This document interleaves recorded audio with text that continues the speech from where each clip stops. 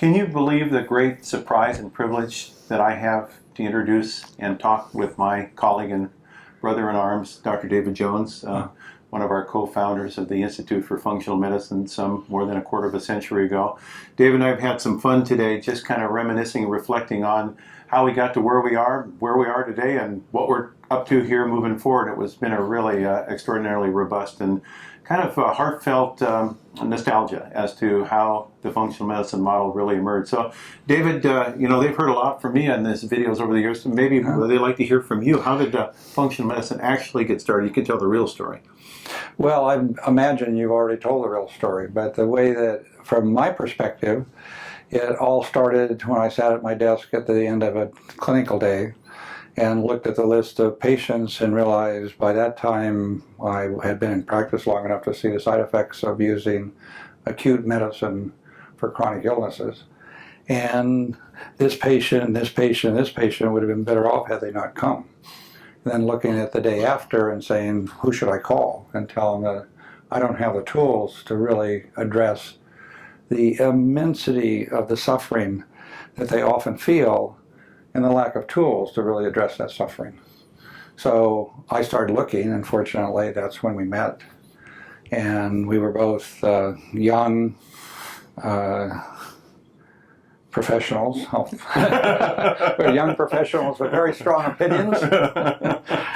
People called us other things than strong professionals.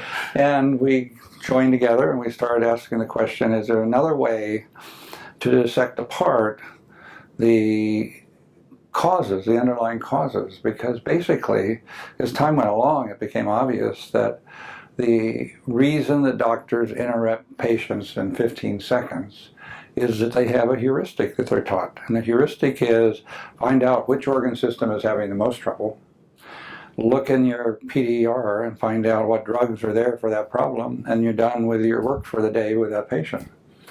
And my experience was making a diagnosis was important, but that's when the work began. Because why did this patient have that? Yeah, I think that's really an unbelievably good example of what I've learned from you over the years. I think that sometimes you're just fortunate enough in life to meet by happenstance, if there is such a thing, an individual that complements your skills and your insights and views as a human being and makes you better than what you would have been in the absence of meeting that person. And that has been the nature of my fortune of having met you now 30 years ago, that you brought a whole new worldview, a whole new kind of way that I see the world from a kind of a clinical perspective through my lens that allows my skills in the area of kind of basic science and biological sciences to be better focused. So I think it was that relationship that really birthed the spar and parry and the intellectual dynamic that became functional medicine. Well, I know if you take you sit and stand in my shoes like I am right now. These are shoes and I'm standing. The same is true for me, because I came through medical school and we basically, when we got to the clinic, they said, well, don't worry about the pathophysiology that you learn the first 2 years of medical school. It's not useful. There's a heuristic. You find out where it fits. What organ system's having the most trouble? I mean, I got scolded because I spent an hour with a patient that was about to have a valve replacement, and the cardiologist said, you'll never be a very useful doctor. It took you an hour to... I said, well, I wanted to know how this happened. What was the underlying... What was she going to do once she came out of the hospital? Because there is that information about you do best if you know... If the patient knows what the problem is and is inspired to be there, that becomes more important than a lot of things we think are important. And I wanted to know about that, and he said, well, that's a waste of time. And if you come back on my ward, try to remember this is a cardiovascular ward, has to do with the diagnosis in cardiovascular, and you don't need an hour to do that. And you knew that we were going to do surgery, so I think you need to get moving it along a little faster. And fortunately, he just made me mad.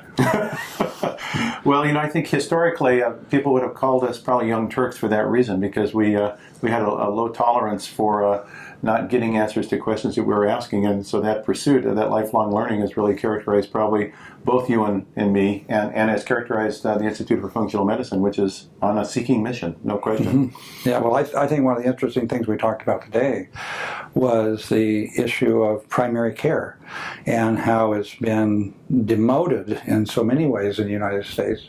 80% of primary care entrance into postgraduate, post-medical school programs are foreign trained, because our graduates want to go into the high-end specialists because specialties, because they make more money. And you asked me the question, well, what would you do now if you were at that same place? And I know that the ENT, when I rotated on the ENT, they really put the hard rush on because I was an honor student. And I said, no, I think Dr. Welby is much more attractive, that you would have that relationship. And it's only over time that I realized that I haven't suffered from burnout, because that interplay of investigation together is an energy positive experience. When you see the excitement and the re-enchantment of, and the belief that what they aspire to be, you could help them be that person. Mm-hmm. Whereas in the specialties, it's usually the functional knee or the functioning wrist. And if I've had those problems, I've been glad that there's people that want to focus that narrowly. But that wasn't what I wanted to do. And then meeting you, then we really started raising the ante. We began to realize that there was no domain of human experience that didn't need to be investigated. I want you to share this with people coming up, that maybe kids, children that are aspiring to be in medicine or are looking at a certain level in their career development, that they're looking for places to make a difference, to have purpose.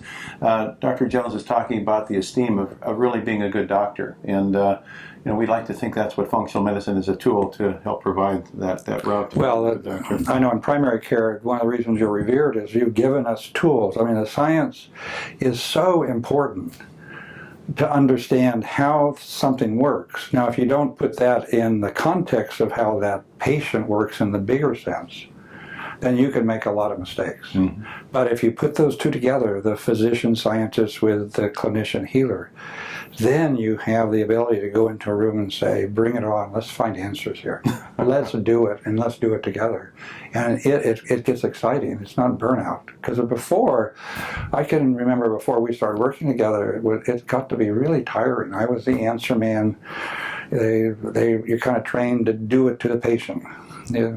Ask the questions. If they get into areas that you're not familiar with, you divert it back to a very simple heuristic that gives you a drug to give, but doesn't help the patient. Because I was sitting there at the desk going, Mildred and Bob, they shouldn't come here. Because David doesn't have anything real and authentic to give them. And now we do. Do we ever? And I want to thank those of you that are listening to this. This is a pretty special moment for us to really reflect on 30 years of watching the field evolve around us and feeling like we've had a chance to see what the blending of two worldviews does to create synergy. So, David, thanks a million. It's a pleasure.